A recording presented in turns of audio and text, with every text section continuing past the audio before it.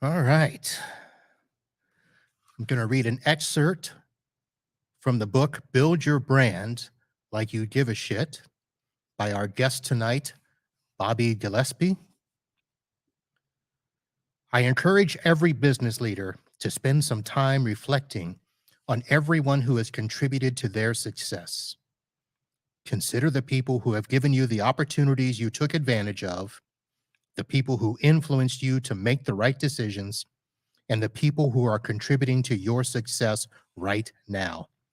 And I'm not just talking about your financial success. Consider your health and happiness as well.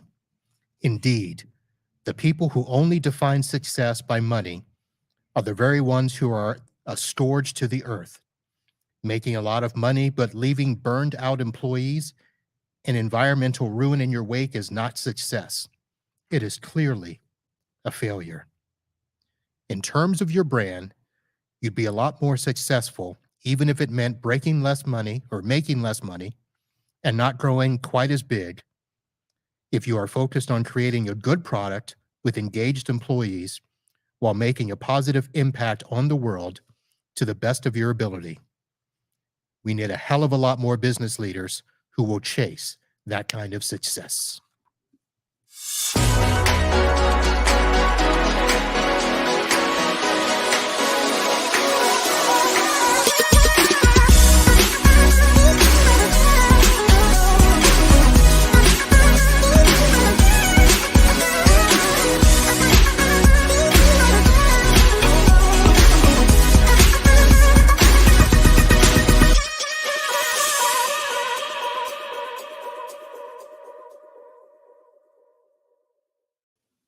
Hello, friends. Uncle Marv here with another episode of the IT Business Podcast, the show, your show for IT business support, where we help you do your job better and run your business better, smarter, and faster. Today, we are excited to have Bobby Gillespie, author of the book, Build Your Brand Like You Give a Shit. Bobby is a branding expert, marketing strategist, and entrepreneur who has helped countless businesses build their brands from the ground up. Bobby, how are you, sir? I'm great, Marv. Thanks for having me on. All right. Was glad to have you back. For people that may not remember, Bobby was a guest back on episode 468 back in January. So it's been a couple of months. It's gone by quick. It has. It has. How's the weather up where you are in Baltimore, right? Well, we got a taste of winter sometime around Thanksgiving before Christmas, and it's never come back. So it's just been spring ever since. Disturbing, but not too bad. Well, that's not terrible. At least you're not talking about, snow blizzards and power outages and all of that sort of stuff. For those of you that follow the show, last week we did an episode where our guest was in Chicago and lost power and muscled through in his car, and I thanked him for that. And Bobby, you're not doing that tonight. You look like you're in a nice, comfortable spot. Yeah, it's like I don't know, 55 degrees in Baltimore. Like it's warm, relatively speaking. I am doing that. So, Bobby, so I read from your book. I should tell everybody that the Build Your Brand Like You Give a Shit, and we talked about that last time.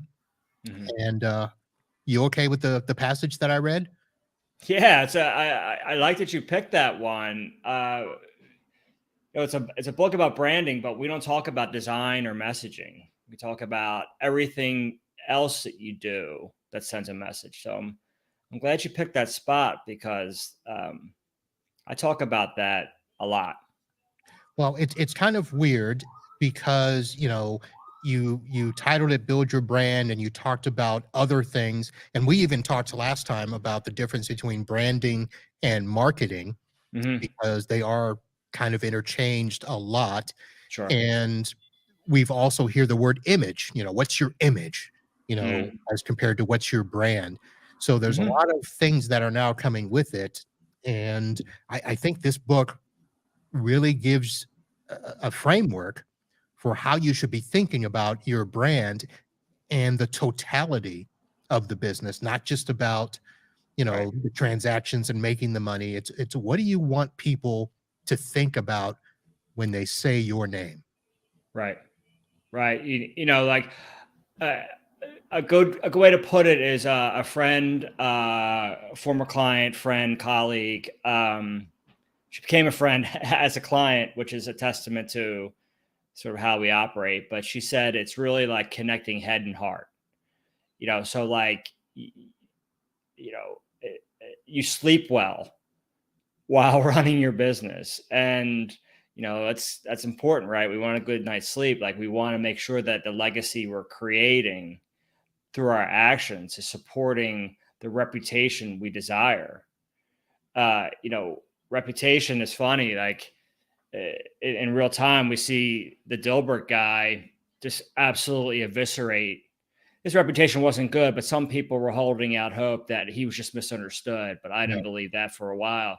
But he completely eviscerated it because he wouldn't stop pushing his opinion that, one, why would anyone care what the Dilbert guy thinks? But it's really like bad. And he went from a successful comic strip guy to a well-deserved pariah. And there's no shortage of examples in modern culture of that happening. And I left a comment, as I do from time to time, on a Washington Post article about the Dilbert guy's um, self-inflicted wounds. You're going to get the reputation you deserve, not necessarily the one you want. So why not just work every day and earn the reputation you desire? Make decisions all the time that are going to support that reputation. Because brand's defined in a lot of different ways, and some people, I posted an article on LinkedIn today, and a guy was trying to debate me about it's not worth it to build a visual expression of your brand, your identity, and things like that. And I'm like, that's not what I'm talking about doing. I'm talking about is sending the right message to people. And part of that comes through the expression of the visual and the verbal language you use. But it's how you're treating people and how your customers are feeling about you. It's the message that your actions and activities and all the things you're doing, what's that message that you're sending? Well, that message you're sending and how it makes people feel, that's your brand. So your identity and your website and all those other things has to align with that, but they're not leading it. They're just another piece of that big equation that makes up who you are and what people think of you. Now, when we talked about the book last time, I kind of asked you how you got started down that path. Mm. And the way that I probably should have asked the question back then was, what was it that inspired you to write the book? And how did you Hmm. come up with the title? um, I always kind of wanted to do a book. My mom, I felt like at one point in my education, I could have been a writer or a designer, and I'm more of a visual guy. But it's funny, later in my career, I write way more than I write every day now, and I design once in a while. But I'm very involved with all of that for my company and our clients. But a coach I was working with, I was like, he wrote a couple books. I was like, how'd you do it? And he just made it very approachable. He's like, if I basically, he says the same thing I say now. If I can do it, anybody can do it. And he connected me with someone who kept me organized through the process, and who, he worked for a company like Scribe that helps people write their business books, and he ghostwrites for other people. But it's all my stuff. He just helped me do it. But really, the catalyst was um, giving back, adding to the conversation. And like, that's something that, and I forget the term used for it. I'm reading a book by um, Neil deGrasse Tyson now, and there's a term, and I forgot to mark it in in my book to remember it and internalize it. But it's conversations and storytelling and sharing information that humans have been doing since the beginning that's led us to where we are today. And I have a lot of experience. I have a lot of opinions. I have a lot of ideas that may be provocative or thought provoking. And I was like, well, it's really important for me to get that out of my head to just share it with the rest of humanity. And there's so many reasons why I did it, but that's really the primary reason. Is like, let me add to the dialogue, and maybe help somebody make a decision that is going to be for their betterment, and their community's betterment, a company's betterment, and not so self-centered and selfish as we're kind of pushed into that direction from everything. All right. So I do want to let the viewers and listeners know you and I are going to be having a big conversation. Most of it's going to be around branding. Mhm. And I want my friends to know that my brothers in tech, guys, Paco and Rick over at the MSP Unplugged podcast, just released an episode yesterday, also entitled Branding. So I just want to let the listeners know that Paco and Rick and I did not, co-spire, to have this same topic in the same week. But I do want to Serendipity. I just want to mention that, yes, we realize that we are talking about the same thing there. They come at it from a different perspective, talking Mhm. about, things that they've done. And of course, Bobby, I'm going to ask you later to evaluate me in Mm. my branding because, I was once dubbed No Marketing Marv. So we'll see if that really holds true. But I guess the questions probably should always start around the idea of how do you define a brand?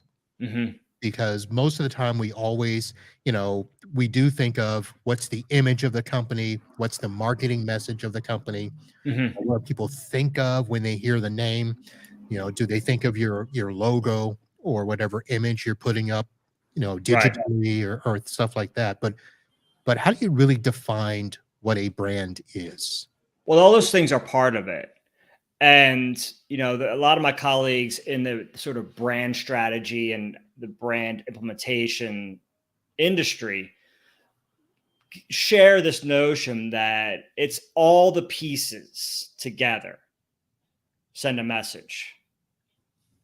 And, it's really how do you want to develop your reputation? What do you want to be known as? So, for example, if you're a high-end brand, right? Like Tiffany. You just mentioned Tiffany, and because of 150 years or so of them existing, with lamps and jewelry and all the stuff, the turquoise bag, silver, the vault sort of door at the stores, like all that, we instantly get an idea. There's something that triggers in our gut, in our mind, that we're like, yeah, I know who that brand is. Or on another side of the spectrum is like Harley Davidson. The same thing. There's textures, there's people, there's sounds. It's tactile. So like the logo, like it's the most tattooed mark. Like it used to be. I don't know if it's still the case, but like people just get this Harley Davidson tattoo. That's a brand's logo, but they identify with like some sort of culture associated with being an aficionado of big loud motorcycles. And that's what we want to establish with your brand, everybody's brand. You want to manage that message. You want to be consistent with that message, because you think about what can go right with that is that you're easy to recommend to people and you don't know why.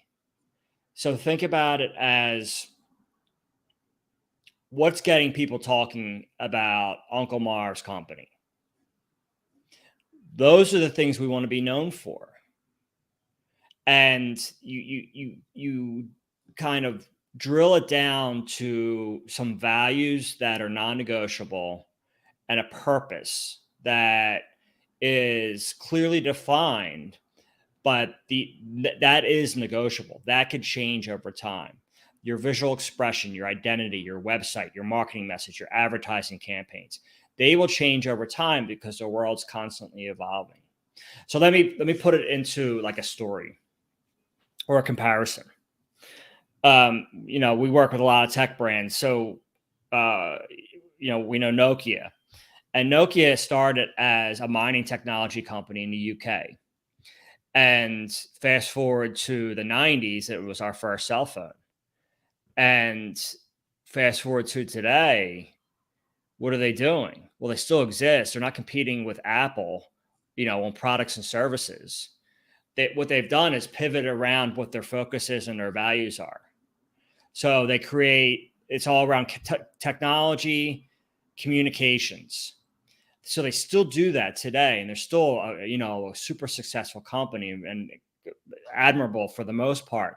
But they're creating infrastructure for telecom. They're putting Wi-Fi on the moon, right? So over that 100+ years of their existence, they've pivoted around their core expertise, their values, and their purpose. And that's how they've thrived.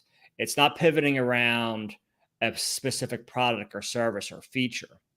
And the companies that do that, they struggle.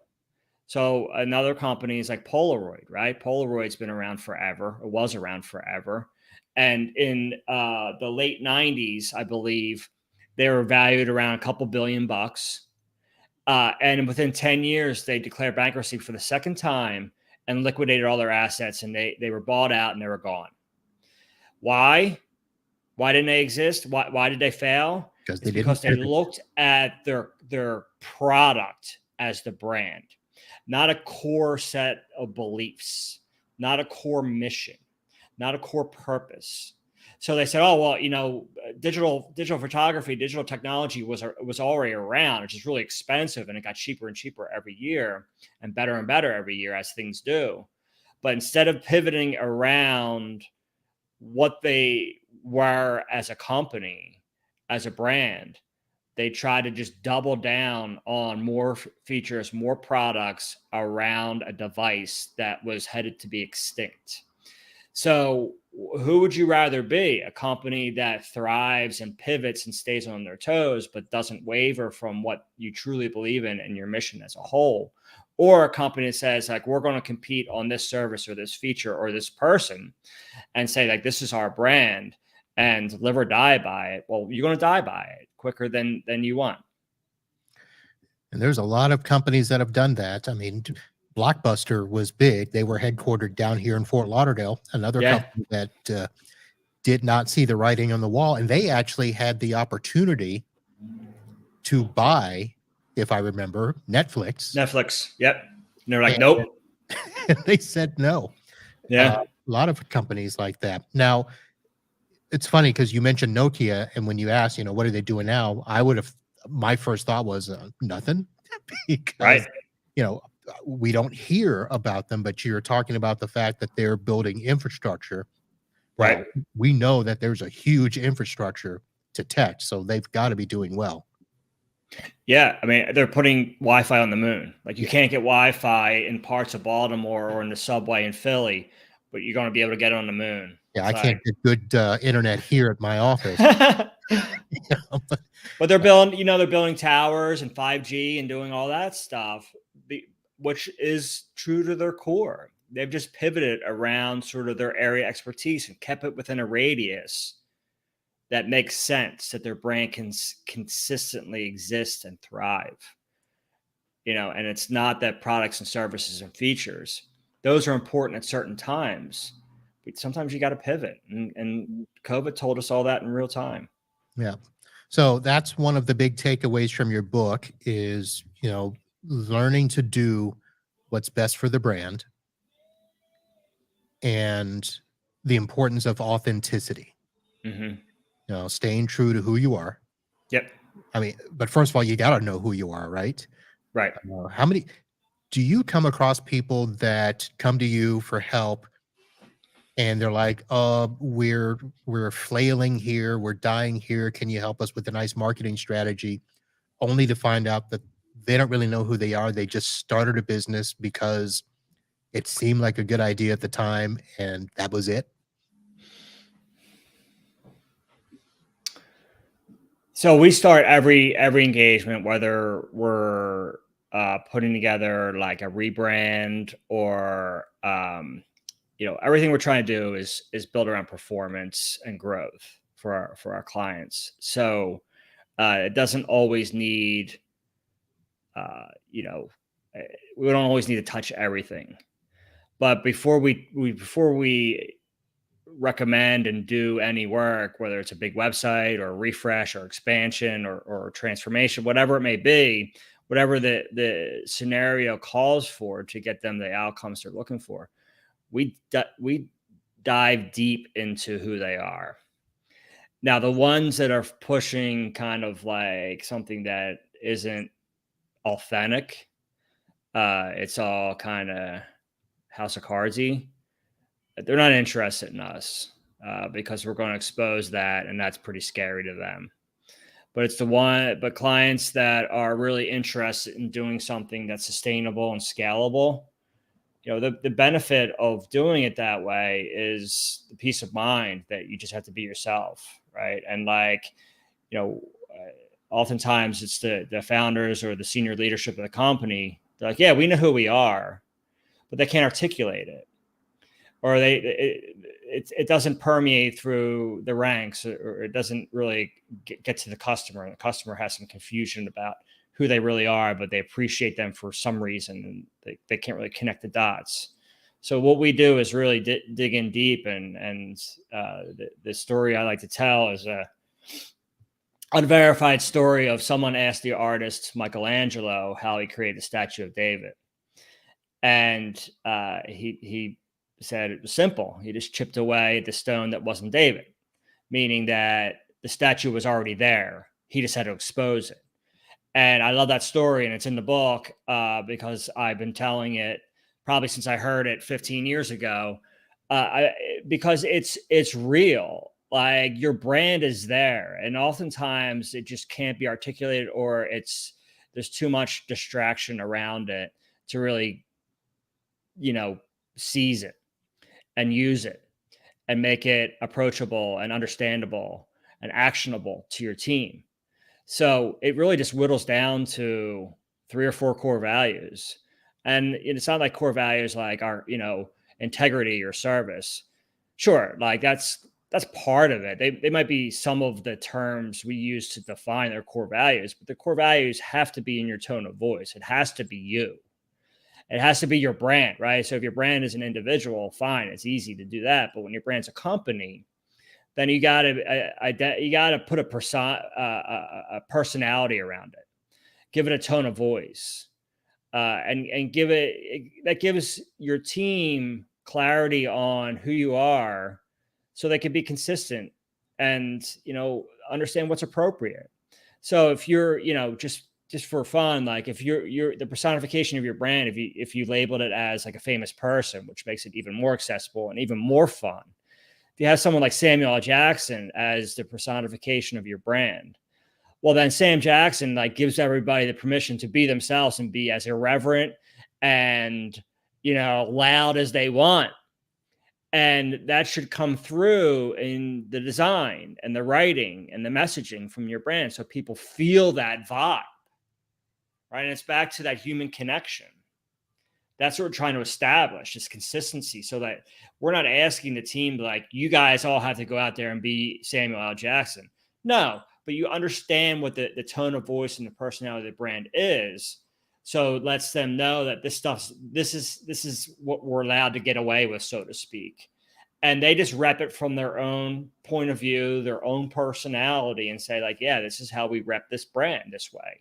We can be irreverent. We could use the F word. We can do these different things. We can have a good time with it. And that's truly empowering. And like that just gives you so much ability to innovate around that if you didn't do it, there's no way you can innovate because there's too much potential options out there. So if you didn't say like what's the personality and our values of our brand, if you say I don't know, then how can you really say what's right and what's wrong? Well, there's one person or two people that are going to determine that. And are they determining it because of it's what their preference is, or are they determining it because it delights them, or because it's really what's best for the brand and the customer? Well, if it's not the latter, then how do you know if it's helping or hurting the company? How do you ensure that what you're doing is going to be consistent time in and time out, or not going to rely on gimmicks and things like that we hope we get it right? All right. So, folks, you've just heard some nice nuggets there, and most of these are going to be found in the book that I mentioned at the top of the show, Build Your Brand Like You Give a Shit by Bobby Gillespie. Chapter 1, entitled Are You Faking It? So there's a good way to start that out. So I put a link in the chat, and it will also be in the show notes, so you can go back and look at it. It is available on Amazon, and it is available in hardcover, paperback, and Kindle. So there should not be a reason for you to refuse getting this book. It's a nice little book. It's a quick read. Yep. And I did finish it this time, Bobby. Good. And It's meant to be read. I got to the part where it says do something about it at the very last tag there.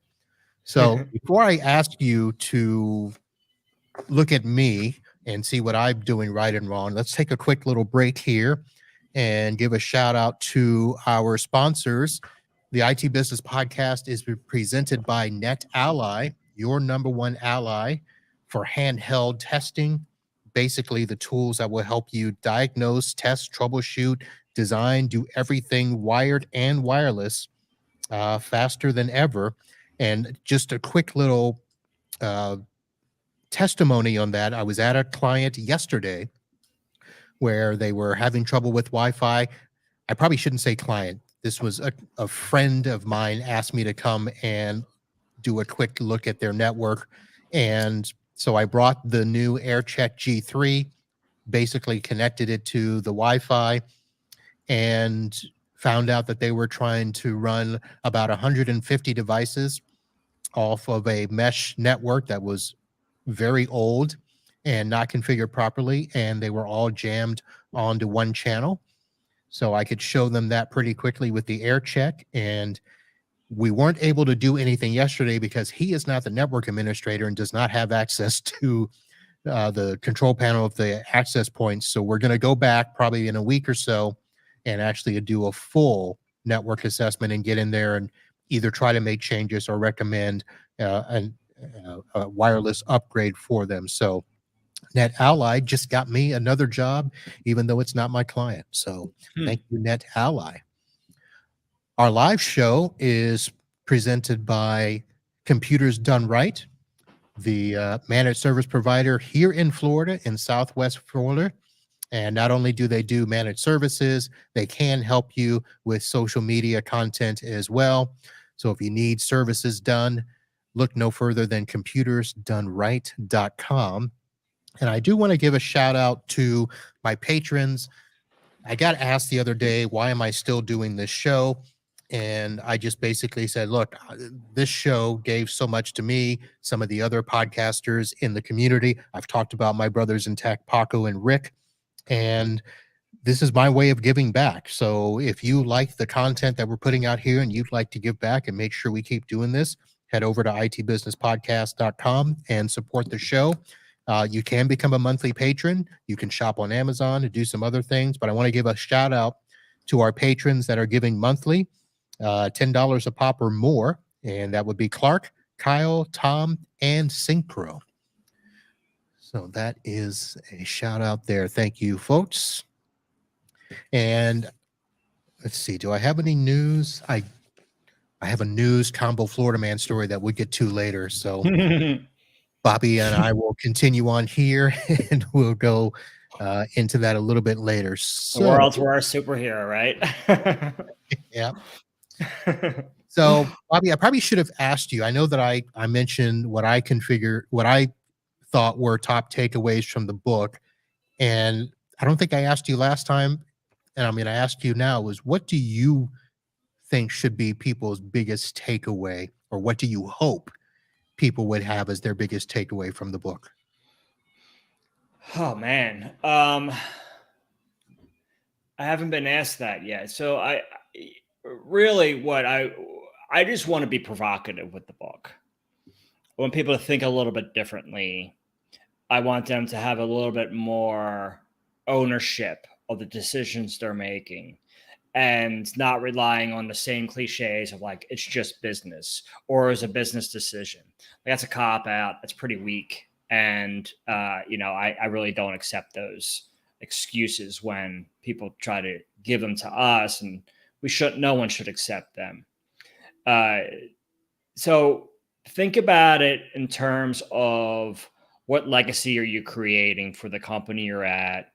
Uh, what what are you going to be known for? What is your company going to be known for? And don't worry, start worrying about that stuff until you're like, in retirement and you're trying to, you feel bad that you've wreaked havoc your whole career and done all these bad things for your own self enrichment. Like, you can be good at business and be a good person. Like, I don't think people realize that. It Hmm. doesn't have to be, cutthroat or backstabbing or all this different stuff. You mean Uh, people can be rich and nice? Is that what you're trying to say? yeah, and rich doesn't mean you have a lot of money, right? Like, that's back to what you quoted in the beginning. Like, your fulfillment is more than your frustration, and the level of kindness you share with others is greater than the amount of selfishness you act out. So there's a balance, right? Like, when we think about, when we look to nature as the example, because we're all part of that, it's all sort of, there's balance to the equation, and nothing's taking too much. And if it does, it gets rectified. And so uh, like, think about how you fit into your company, your community, the people around you, like how you're contributing to that, and you know it, use that as the means of like, okay, well, what do we want to be known as? And that's a great way to establish the bar for like the expression, your website, your logo, your messaging, like all that stuff. Is like, is this sending the right message to people? How you talk to them, how you treat your customers, how you show up on site, like the clothes you wear, the words you choose. All those things are sending a message to people. So make sure that you're making the decisions that are going to earn you every day the reputation you desire. And sometimes, it doesn't have to feel like a huge burden. Sometimes it's just like, let's establish what good enough is for us. And like, let's meet that bar. And eventually, good enough will no longer be good enough. So then it's like, okay, this doesn't feel right anymore. Let's improve it. And you don't have to solve that problem. You can find people to help you solve that problem. It's like, we all probably did our books at one time, but eventually that's no longer good enough. And when that's no longer, you find a bookkeeper and you have a CPA and CFO. Like, all those people are there to help you when the time is right. So like, just think about what's good enough. Let's set a bar. Let's manage these expectations. Let's be consistent. Let's commit to that, and then meet those standards. So it's a good point you make. And I know that in your book, and when we talked about the fact that the brand should always be evolving and it should Yeah. always be being evaluated. Now, when you and I first talked, even before we did the first podcast, we talked about me and my branding. And I told you about the fact that, for like the first 15 years, I had basically a crappy website. Didn't care because I didn't really want to get people through the website. I wanted to Hmm. get referrals. I wanted them to Hmm. be, I wanted it to be something where, oh, you need that? I got a guy. That's what I wanted. Now I Yep. did do all the stuff where I did come up with, it's not a great logo, but it is something to where Right. when I or a tech shows up at an office, we always have it. Now, I don't have the same color shirt and I don't have, the signature colors, I guess, so that if you look across Mhm. the road and yep, that's MB Systems blue shirt. It's on all my shirts. And I remember a customer asking me, "Do you own a piece of clothing without your logo on it?" Hmm. Which I thought was pretty good. I'm like, "Hey, they always recognize the logo." Do you? I well, I do, yes. Okay. I wanted an answer. Yeah, But I mean, but you don't need to establish like set brand colors. Like it- sometimes you do, sometimes you don't. right. Like, if a UPS truck showed up and it was purple, like you'd be like, "What is this? No, like get out of here." But like they've established part of their brand identity to manage your expectations, and when you see that truck come, like there's an expectation that they live up to or they don't, and when they don't live up to it, you feel like something's wrong. But a brand doesn't have to be married to color because you think about like it needs to be successful in its most simple forms, right? So, black and white's fine, high contrast. Not everyone sees color. Not everyone sees in general. So if your brand is relying on color to be successful, you're not being inclusive. So just giving you permission to not have to worry about that. All right. Good. I'll go back to not worrying. Good. Yeah. But let's say I was to come to you and say, man, Bob, I need some help. I have no Mhm. idea what my brand is. I mean, I'm telling Okay. you some of what I thought. I do try to do what everybody else does about image. We try Mhm. to, I do little things like, I wanted to have an office space. I wanted people to see me as a business. And I didn't think that they would do that if I was, having them meet me at my house or apartment at the time when I Sure. got started. I wanted to have, somebody answer the phone. I didn't want an automated, attendant sort of a thing or having them always get voicemail. So those were the things I looked at. And then that was kind of it, outside of being professional and courteous and kind and patient, which is one of the things I felt is no matter how frustrated the client got, we weren't going to get frustrated with them. Right. Stay calm, tell them, look, we'll figure it out. Yeah. We can't, we'll find somebody who will. That sort of stuff. But So I mean, that's what your brand is. Like you had an expectation, you set a bar, you're like, we want I want to feel like this is a legitimate business. Whether the customer uh, feels that perception, it doesn't matter. You're feeling it. So like it emits from you, right? As the founder, the leader, it's top down scenarios. It's the only time trickle down stuff works, unless it's raining. Right. So like we have to have ultimate buy-in or no one else will. So if we feel that like we're not legitimate because we don't have an office or we don't have, logo on polos, like that's fine. Like do what you need to do so you have that confidence to go and rep your brand the proper way. But all those terms you used about being patient and professional and unflustered and problem solving, like those are the core tenets that we want everybody associate with your brand to really embody those traits as well. And we want to convey that message through your website, right? So, like, that gives us the ability to assess things. So, assessing it from just a design perspective is one thing. I could do that all day. But when folks ask me my opinion about, what do you think of our brand, or what do you think of this, what do you think of that? I always say, like, I can give you a design crit, but what's the point of that? I need to know more about you. I need to know what you care about. I need to know what your customers care about and how you're meeting that need. And then I can say, okay, well, let's assess things. And you can assess personnel, you can assess everything. from that, once you have sort of that North Star, like that's the thing that we're working towards all the time. So when you set that as your bar or the dot on the horizon and say, okay, everything's got to be moving in that direction. And if it's not, it either has to be pivoted or removed, because it's going to conflict with the consistency of our mission. So we may have talked about this last time, but like I always scoff at when people say like, oh, we're a family here.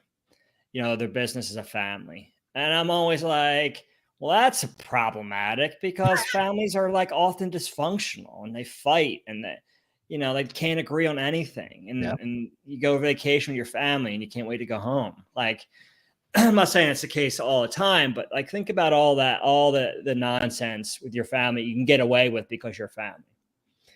But it should be a team, because a team has a shared mission. And everybody and everything has a role in achieving that mission.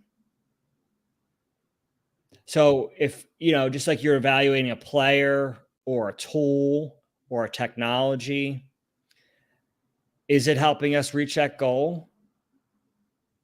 Well, if it's not, what do you do about it? Well, you can say like, all right, you got to improve on this, or this is not the right tool for us. You remove it, or you get them to buy in.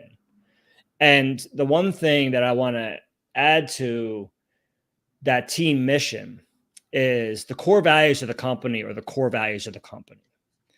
Everybody that's a part of the brand doesn't have to share those core values verbatim. They have to agree with them. They have to understand them. Because like, you think about how you get along with others. That's because you have something in common. You give a crap about the same stuff, most likely. And you may have common interests. You may have whatever, right? Whatever bonds us. And that's the core values of your company. That's your mission and purpose at your company. And you bring in the wrong person, like that's going to be problematic. And the degree of that problem is going to be unknown. But same thing with technology, same thing with assets, same thing, all this stuff, same thing with contractors and vendors.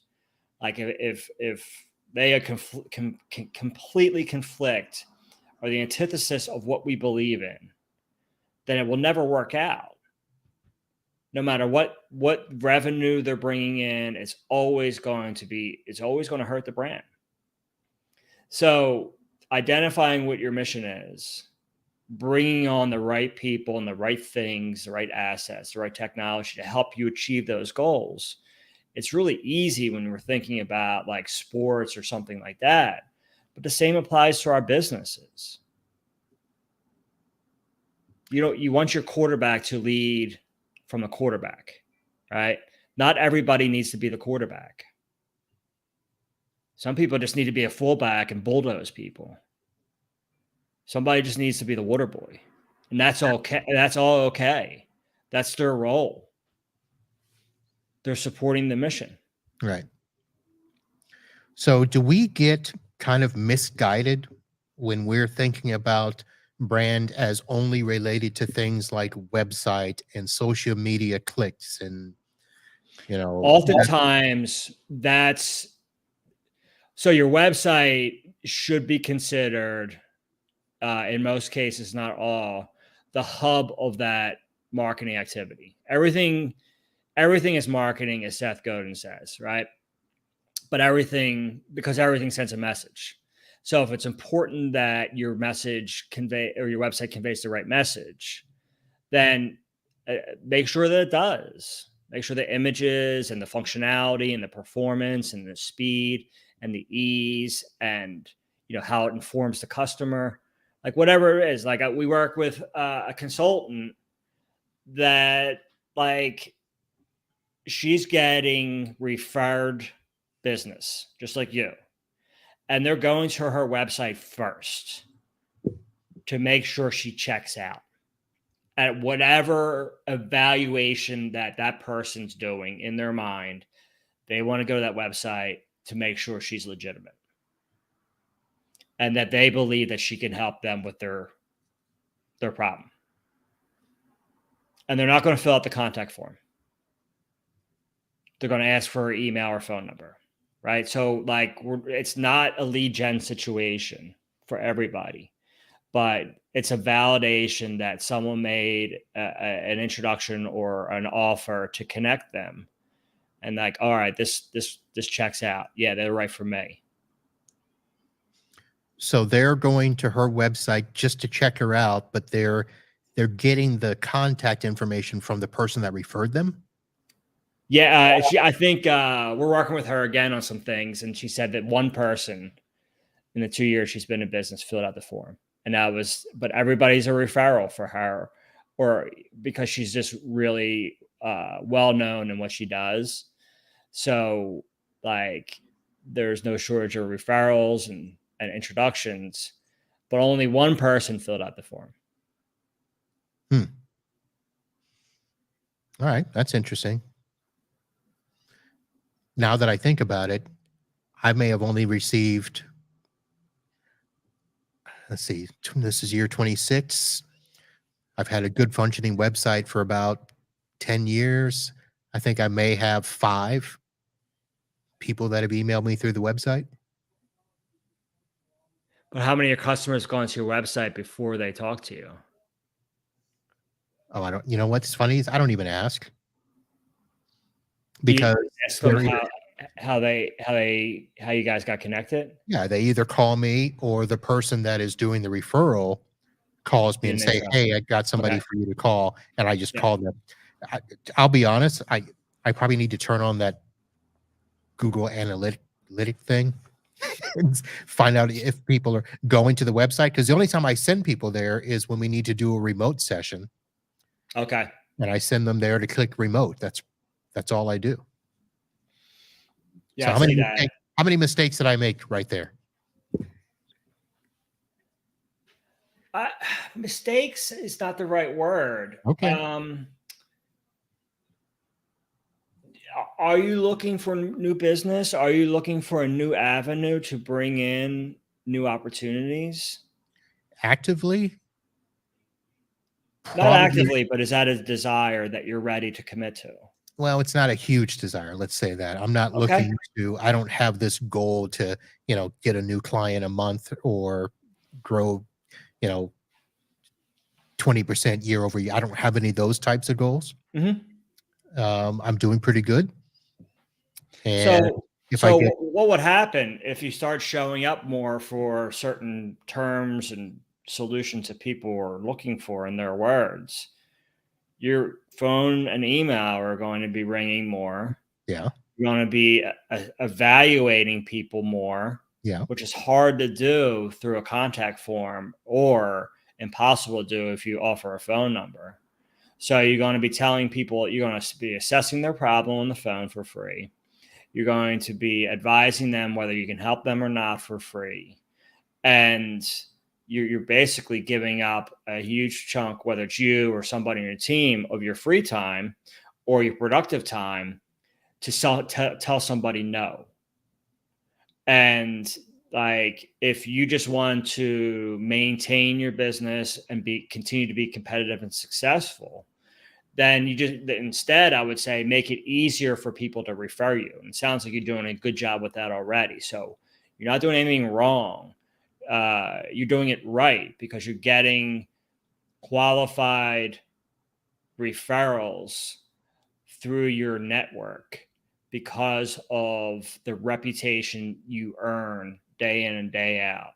So there's nothing I would say that you would want to do other than tighten up and define the things that you want people to say about you and just reiterate them all the time. So you have some testimonials and quotes on your website. So here's an exercise you can do. We do the same thing. When we ask for reviews and we use a third party, we give them a summary of the project. And hey, we give us a review. The great work. We love the work of you guys. Would you do this the honor? It's very important for us to get feedback and social proof. If it's helpful, here's a summary of the project.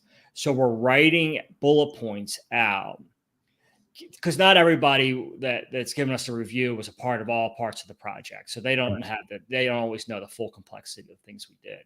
But here's the things that we want them to say. And that's consistent with what we're saying and what we're selling. So we're managing the message, which is our reputation. So like there's things about how we advise the clients, and we're doing what's best in their best interests, and we're helping operationalize their marketing through branding and for performance and things like that. Like what we love to say and what we love to try to strive for with every engagement. Like we want our clients to say that too. So when they say give us feedback or they make a referral, oh, you guys should go with Proper. They were great. That's plenty for me. But say you go, oh, but saying that go with Proper, they were great, is a result of their friend or their colleague or their associate saying, like we got this brand, but it's just so clunky. This website is just so impossible to update and manage, and we can't control the leads. Just suck. Like all these things. Like, oh, Proper can help you with that, because they're hearing the things that are relevant to our brand, and they're not necessarily the exact words, but it's the themes that are important. So just like when we're going through and digging deep into our client's brand and exposing it like the Statue of David, what are the themes there that people are saying that are real? And we're going to put it we're going to rewrite it and wordsmith it into a way that's very direct and concise, but in their brand's tone of voice. And that stuff is what gives your champions, your referral sources, the tools and confidence they need to recommend you to their associates. And it's the same tools and confidence the people that are working at the companies that you're serving, if they're not holding the purse strings, they need that information, that messaging, those bullet points, so to speak, those themes, and saying like, these are the guys for us. Here's why. And here's like, the person with the purse strings, they care about money in, money out. And was it worth it? Well, okay. Yeah, it's going to be worth it, because look what they do. This is what we need. So that totally aligns with us. So your message becomes your marketing. Your associates and your clients become your marketers. And that's what we want to do, is get people talking about our brand when the time is right. We don't want to be talking about our brand and be like, oh no, don't go with them, they suck. That's just as damaging on the flip side as saying, go with them, they're awesome. All right. You mentioned your company and all of that, and I think I probably failed to do that at the top of the show. So let me make sure I go back and do that. Your company is Proper, and Yep. it is spelled PROPR, Mm-hmm.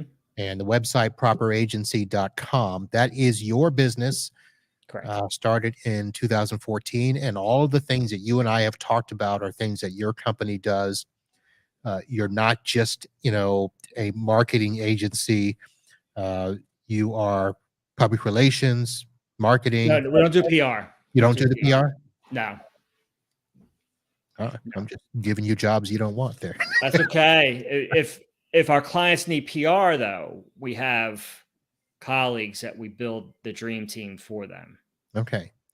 But you are basically, I think where I saw it was a brand strategy and creative agency. Does that say it better? Yes. Yep. Okay.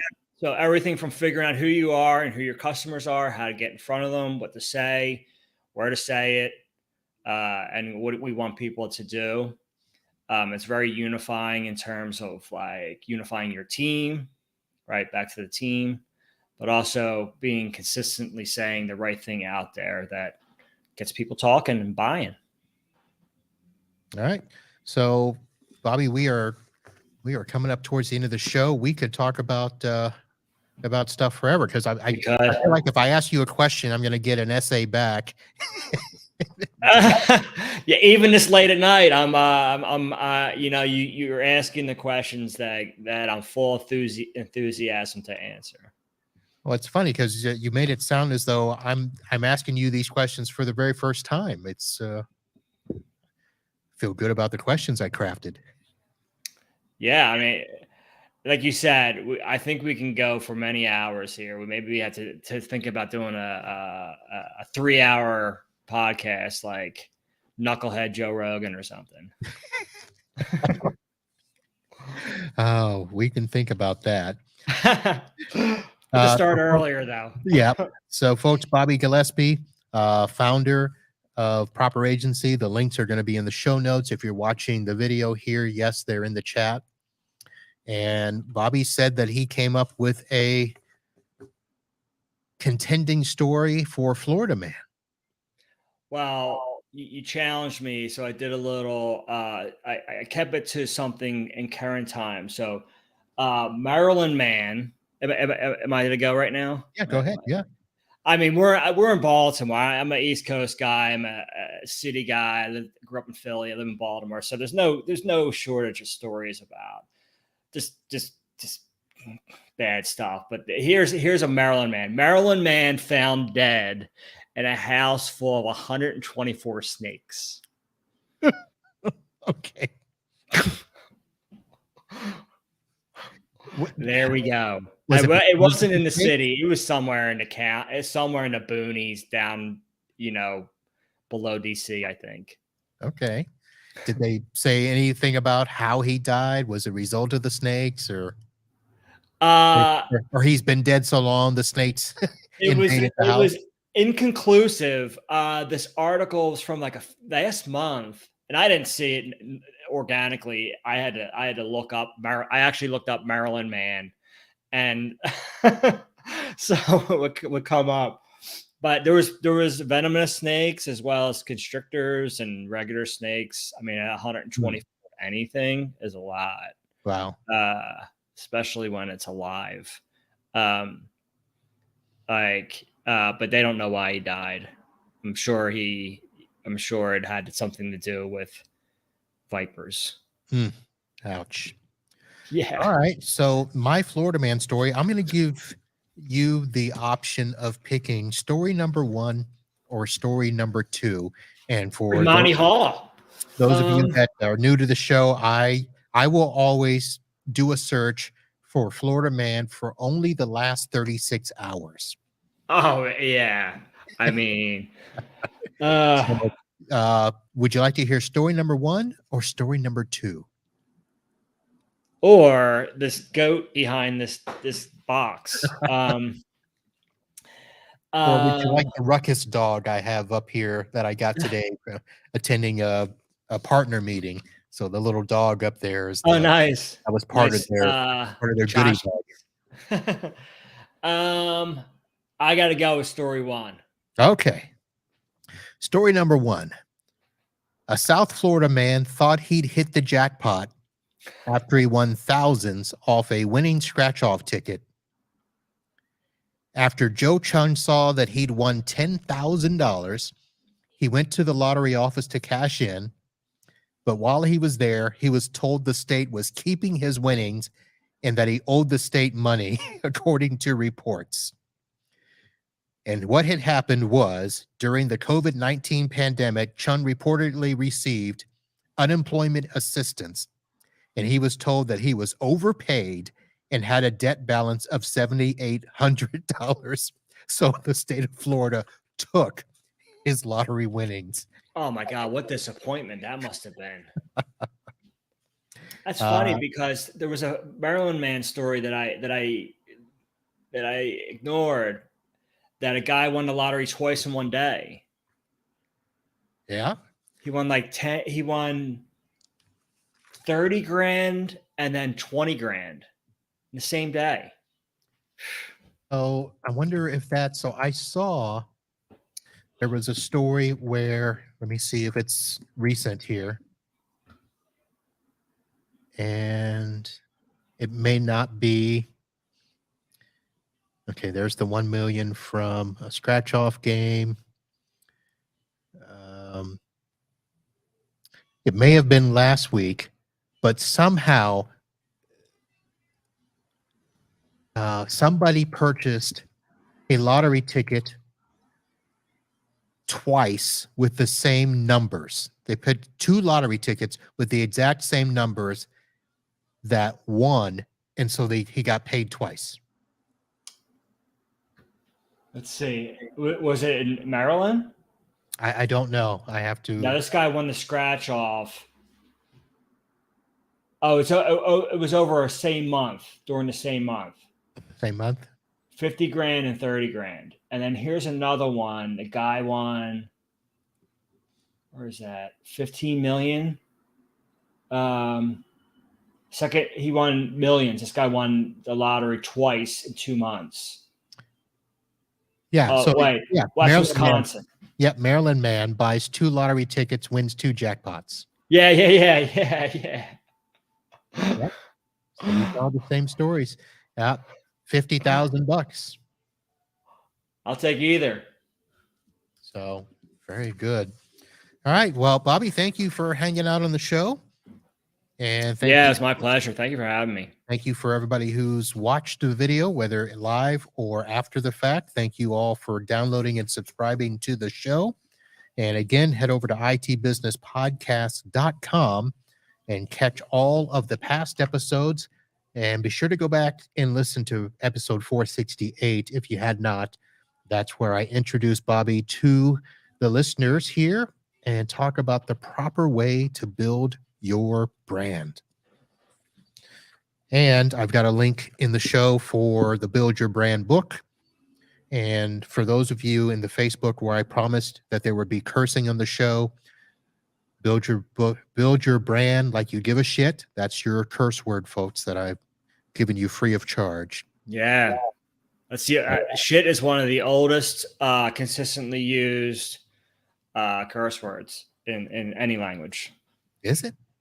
I mean, I guess it should be. We've been shitting ever since we were walking the earth. It has a long history with humans, right? So, well, folks, thank you very much. Next week, let's see what's happening next week. I am going to be in Orlando Sunday through Tuesday for the Exchange Conference, but I will be back with a show next Wednesday night. We are going to have another of the finalists from last year's ConnectWise Pitch It shows. So you'll want to come and listen to that. Humanize It or Humanize IT is going to be the company featured next week. So same time, same channel. We'll be here. And on behalf of my good friend, Bobby G, thanks for hanging out. And we'll see you next time. And until then, holla.